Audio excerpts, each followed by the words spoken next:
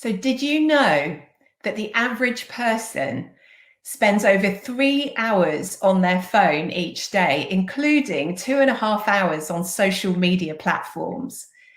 That's the duration of the average film or running a half marathon. There is no doubt that social media has made us more connected, and many people have benefited from it. But like anything, it can be used addictively and can cause long-term mental health challenges and impact our sense of value for ourselves. So just think for a moment, how are you really? If you watch most interviews now with people from Silicon Valley, it seems they were aware that what they were creating was addictive, and perhaps they were somewhat naive about the long-term consequences. While at first glance it may seem like a harmless pastime, research shows that doing anything repeatedly for extended amounts of time can cause physiological changes in the brain. So this begs the question, what is social media doing to our brains? As a facilitator, a coach, and a psychotherapist, I'm seeing evidence of this every day, especially due to the global pandemic, which forced many people online onto social media platforms to express themselves. For some, social media has provided a place for positive connection, and for others, it's triggered a range of mental health issues. So, for example, Twitter has become an arena for great discussions and raging conflict. And Instagram is the visual world where we can be inspired to enhance our lifestyle. But it's also the platform where harmful comparisons are made. So early research is showing us that we are using smartphones to record and store our experiences. And this is likely to be signaling to the brain that we don't need to remember something, as our device will do it for us.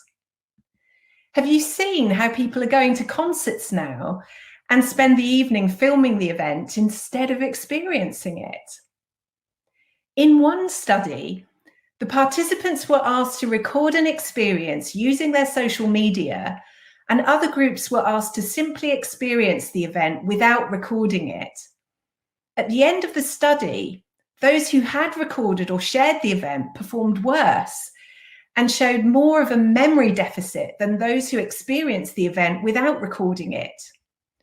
Externalizing an experience worsened participants' memory because their brain received the message that they didn't need to hold on to the information that was stored elsewhere. Consequently, not only did the individuals lose some memory of their original experience, but they may also experience longer-term deficits in the size and function of their brains. Heavy social media users perform worse on cognitive tests, especially those that examine their attention and ability to multitask. So compared to moderate to light social media users, heavy users need to exert more effort to remain focused in the face of distraction. Researchers hypothesize that since social media is easily accessible and competes for your attention, with the promise of perpetual new content, heavy social media users become able to ignore distraction less in general. Not only does this lead to poorer cognitive performance, but it shrinks parts of the brain associated with maintaining attention. This ability of the brain to change is called neuroplasticity, and it has a big effect on your attention and cognitive function. Lastly, lowering your ability to maintain your attention on any one selected topic, social media makes you addicted to your screens. It provides immediate rewards in the form of a dopamine release, the happy hormone. And every time you post or get a notification from the app, this constant barrage of shallow rewards rewires your brain to want more of what caused that dopamine release, which leads to social media addiction. Studies show that the brain scans of heavy social media users look very similar to those addicted to drugs or gambling. And from a psychotherapy point of view, addiction is a place of powerlessness, where I experience that something else has got power over me, and I don't have the power to stop that particular habit. So for me, just like any other addiction, social media addiction is the symptom, but not the root cause of the problem. Perhaps we walked into this blindly, but have you thought about what this is doing to your self-worth? So my name is Rowena Rolt, and it might be helpful to know that I've worked globally in organizations as a leadership and management development expert for over 29 years. And I design bespoke workshops in topics such as women in leadership, building resilience, authentic leadership, and this one, the Self-esteem Masterclass, to name but a few. And more recently, my exec coaching has taken me in the direction of mental health and well-being. So hence why I'm also qualified as a psychotherapist. And I'm passionate about well-being and mental health in the workplace and supporting teams towards optimum performance and loving the work that they do. I believe our health, including our self-esteem, is the most valuable asset we have, and that organizations have a responsibility to support us to be well. My other passion is empowerment. I feel we need to consider what activities make us come alive and which ones drain and sap our energy. We need to think about what increases our self-esteem so that we can live our true potential and shine. So I've been considering ways to address the rising levels of anxiety and low self-esteem in the workplace. This isn't just about the use of social media and perhaps spending more time away from our screens. This is about addressing the culture we have of disconnection from ourselves and each other, and supporting people to empower themselves from the inside out. And I really get self-esteem issues. I grew up with insecurities. I was bullied as a child, and in my youth, I really did not believe in myself and my abilities, no matter how much praise I received. So much of my working life has been dedicated to researching and going on my own healing journey to restore my sense of self at the deepest level. It's taken some time, and so that got me thinking, how can I share these ideas and tools that I've found with others so they don't have to spend 25 years doing this work? I believe that to resolve the issues underpinning the use of social media and any other addictive patterns, we need to understand and experience ourselves at a very deep level for who we truly are.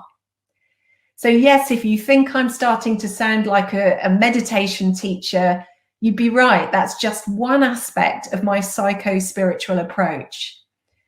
But most people I work with will require a unique solution. And that's why I provide a synergistic approach to personal transformation, combining tools for mind, body, and soul. And I frequently meet people in the workplace, and they appear to have achieved great things. And yet when they speak to me, they say they feel empty on the inside, as if no promotion, no external attainment or number of followers or likes is going to fix the problem. And many of us had lived our lives striving to get to the top of the mountain, only to find that when we get there, we feel the same. We've all been swept along by the information age, the internet and social media, and arguably the digital age has made us live in our heads at the expense of our relational skills and our self-esteem. Social media has given us a place to project ourselves positively. However, this has led to a lot of fake and false projections and doesn't represent what real life is really like. This is partly what people find so addictive. They can build a picture of the perfect life, and that distracts them from how they may be feeling. So if we're going to take control back of our brains and resolve this problem of our self-esteem, perhaps the starting point for us all is to begin with the age-old question: who am I really? Maybe you see yourself as a specific gender or race, as a friend, a colleague, a manager, a leader, or an influencer. And many of us think we're our bodies, our minds, our thoughts and feelings, when in fact, we're not any of those things. If our identity is overly invested in our body, what happens? Well, you can see that all over Instagram: body obsession and insecurity. You get a like, your dopamine rises, and you get trolled and you feel deeply wounded. Also, if our identity is overly invested in what we do, we might become arrogant about our achievements or wealth and status we've acquired. But what happens if one day we lose it? That's right, our self-worth collapses. So everything changes, and that's one thing we just can't avoid in life: a constant flow of change. So if the things we identify with can be lost or change at any given moment, what we need to identify with in order to restore our self-worth and value. If you want to create a building that survives an earthquake, you must build a strong foundation. And as human beings, our foundation is our sense of self, which was created when we were less than 4 years old. If our sense of self was impaired in some way or not fully formed, then it's possible as adults we are walking around with insecurities, and that will influence our minds and how we think and feel about ourselves. And that then gets mirrored through our relationships, and others may develop doubts in us. It can also lead to seek to numb out from our feelings through endless hours of scrolling, commenting and liking, just to escape how we feel. And most people say that when they first started on social media, they enjoyed it. They were sharing photos of where they'd been, what they were eating, who they were with. But that somehow led to them using filters, creating reels and videos of what would get them likes, followers and viewers. So perhaps they started off being real, but then eventually found it became an increasingly disconnected and somewhat narcissistic experience. Then once the dopamine or the feel-good hormones increase, then what comes with that is a pressure to perform and keep getting the likes, perhaps with the hidden cost of eroding self-esteem and increasing anxiety. So the research is showing that it is these hidden mental health challenges that we all have to a greater or lesser extent that can be perpetuated through the different social media platforms. So on my social media, on my self-esteem events, I take people on a journey, first through who they are not to discovering the truth of who they really are. To restore our true selves, we need to realize and experience at the deepest level who we are on the inside, underneath the multiple layers of our identity. The good news is that what people find is that at their core, they have many positive qualities. And once they're living from that place, life gets easier. And on my events, which I'd encourage you to attend and let me know if you're interested in coming along to one of them, I encourage people to stop and become conscious of their habits and choices, and then to prioritize self-esteem related habits to boost their sense of self on a daily basis.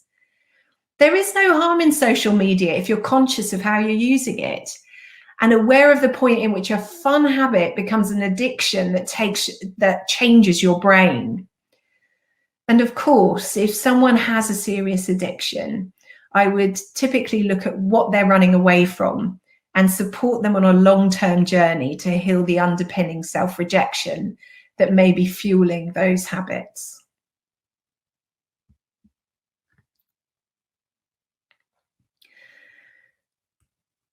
The bottom line is that endless scrolling makes you unconscious because it makes you lose yourself. Once you lose yourself, you become easily influenced and manipulated. I believe this is perhaps the most critical thing to consider. If our data is being manipulated by social media, then we're losing our freedom and potential as human beings, just like many sci-fi films predicted. So now is the time to wake up and really take a stand against this. Being unconscious has got us nowhere on this planet. In fact, this is how we've ended up in the environmental crisis we're in. We have the opportunity now to choose to take control back of our own selves, our lives, and our choices. Your self-esteem and sovereignty should be in your hands, not in the hands of the developers of technology. Perhaps the very first step is to ask yourself, is my use of social media serving me? And when I drift into toxic habits, what feelings and needs could I be numbing? If we don't act now, we could be facing a future where we're giving permission for our rights and freedoms to be taken away from us, and increasing power is given to institutions who are out for their own commercial gains. We've already seen how social media can be used to influence the outcome of elections, and that may be just the tip of the iceberg. So once I know myself at a deep level, I can strengthen feelings of security on the inside. This then allows me to become more aware of my thoughts, my choices, and my behavior. I can then reflect on the habits that feed my self-worth positively and bring about a greater sense of wholeness from within. When I feel secure on the inside, I no longer get drawn into Twitter wars and Instagram comparisons and Facebook likes. Instead, I may choose to spend more time chatting face-to-face with the people I love, or starting a new outdoor hobby that makes me feel good to be me. So despite how social media may have changed your life for the better, and no matter how much you enjoy carrying around a mini dopamine dispenser, it's moderation that's key.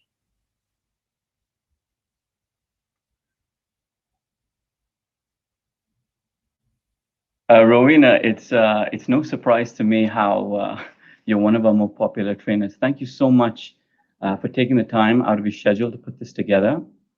My pleasure. With that said, you're going to have to forgive me for the next two questions. And by the way, to the many listeners we have in the chat, your questions are going to be answered soon, so do stick around. Okay, so here's my question, Rowena. Social media is the focus, and you've just said moderation is the key, yet we find ourselves on it all the time, you know, whether for work or personally. In fact, this webinar is running on YouTube, which could be seen as quite contradictory. How do we reconcile that? Well, I don't think we can. You know, I think social media is definitely here to stay. And it's down to each and every one of us to think about how we're using it, when we're using it, you know, and if it's tipping into too much, then you're definitely going to notice, because you'll get issues around social anxiety.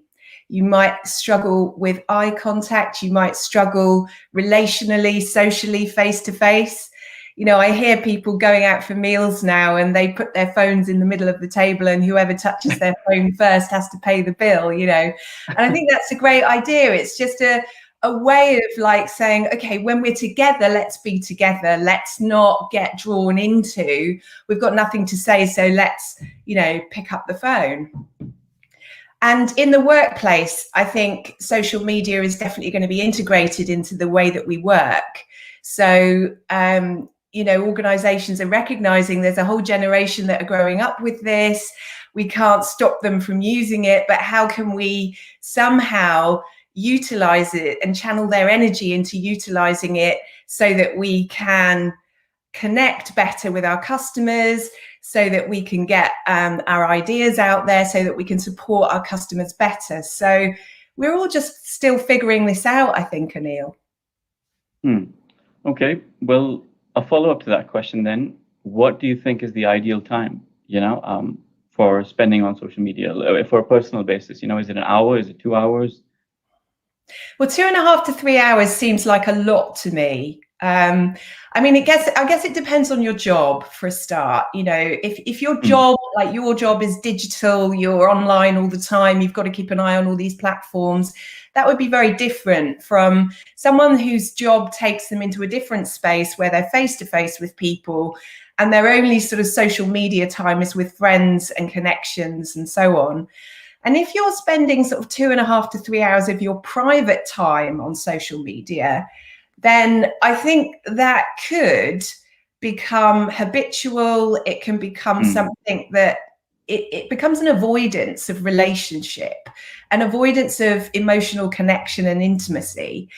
And if we're losing, like that first slide showed of the couple on the beach giving each other a hug but looking at their phones, if that's becoming, you know, a habit for you, and you're getting more and more anxious when it comes to kind of face-to-face contact with people, then you've definitely got a problem. So maybe reducing it and thinking about taking up a hobby that takes you outside, that gets you away from screens. I know in this country, in the UK now, everyone's doing paddle boarding and swimming in the rivers, which hasn't happened for a long time. And that's happened since lockdown. But it's definitely this thing of like, I need to make sure that I'm still connecting with nature and still having that one-on-one or family time with the people I love. I understand it. It sounds like it's a very big problem because our humanity is at stake in a way, huh? Look, let me take some questions from the chat now. And while I'm doing so, to our listeners, we've got a ton of content coming out in this particular channel. So, and it's connected to a much larger piece.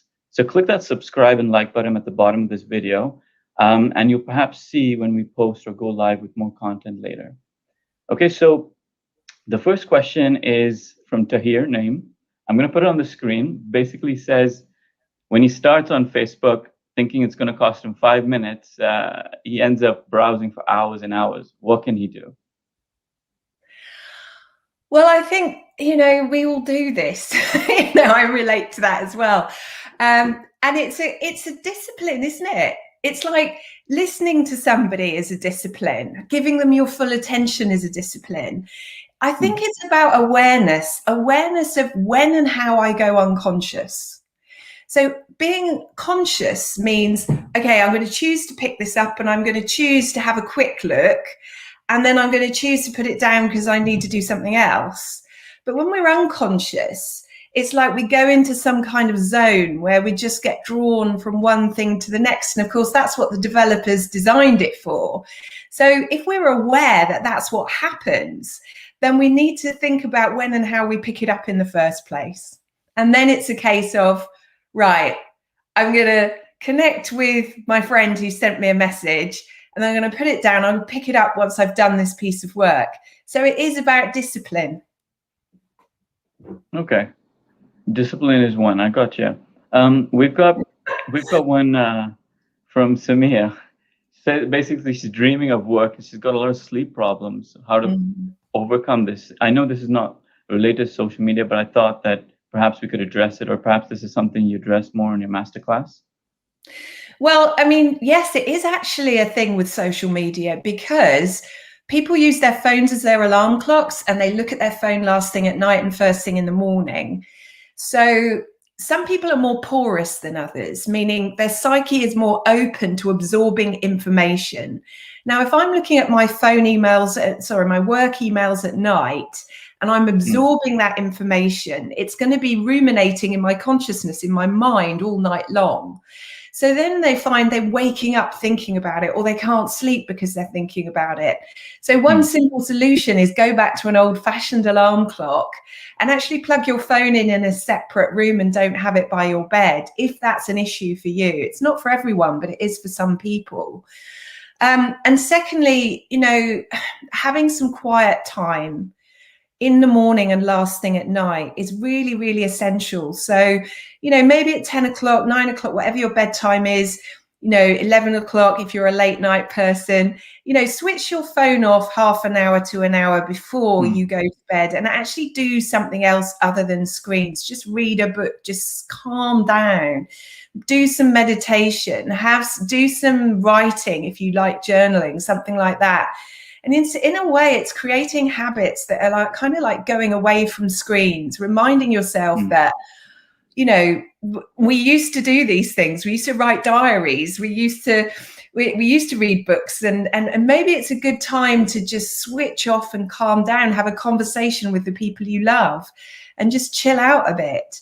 And what you find is that by breaking up the time from on screen to off screen, you've actually learned to calm your sympathetic, engage your parasympathetic nervous system and calm yourself down to prepare yourself for sleep. And there are lots of great apps that help with sleeping as well. But then arguably, that's again going back to a screen. It's true. In fact, as you're speaking, I know we worked on this together for some time, but it's amazing how many things, if I'm honest, I'm guilty of when you talk through them.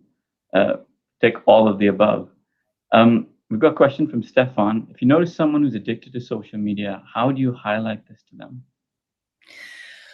Well, we're all addicted to some extent, I would say. It's good for this to be an ongoing conversation with your friends, your loved ones. Just talk about your social media use. I know I was doing that recently with my work with a member of my family, and she acknowledged that she was doing a lot of online shopping and sharing that on social media and things like that. And she just said, it's become a habit. And actually I realized it, and I needed to make a choice. And so she's taken up paddleboarding, and she's started doing more outdoorsy stuff because it's become an issue for her.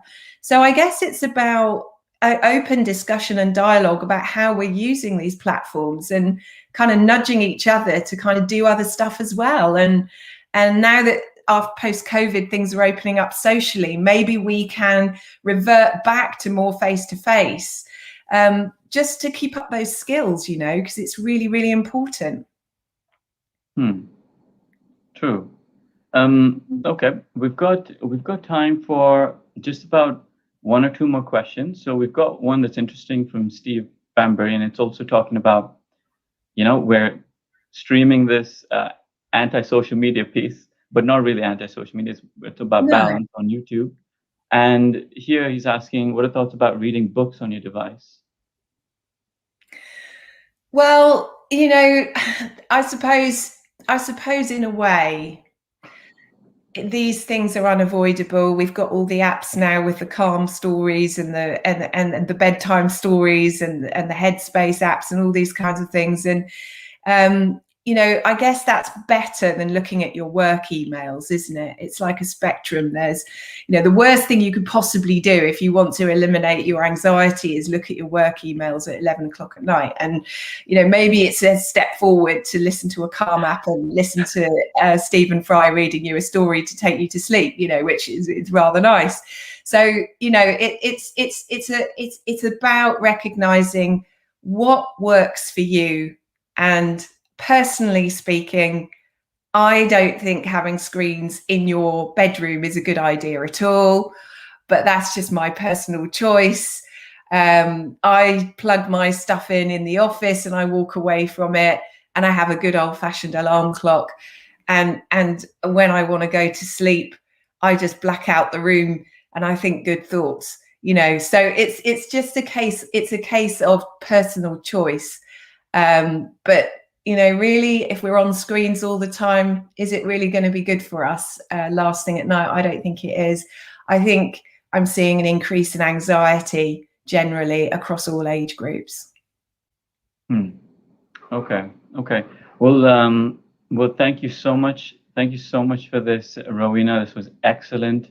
For those that want to get in touch with us and work with Rowena some more, get in touch. You've received many emails from us. We'd be more than happy to figure something out. Rowena, would you give us some final thoughts, some final messages, and we'll wrap up? Yeah, I would say stop and reflect. You know, take some time to just take a step back after this webinar and look at your personal life versus your working life. Look at your use of social media and ask yourself, is what I'm doing healthy? Is it serving me? Is it serving my family and my loved ones? And if not, what is it that I can do about it? And I think that's the question we can all ask ourselves. Super. Thank you so much again, Rowena. Look forward to working with you again soon. See you. Wonderful. Thank you. Bye, everyone.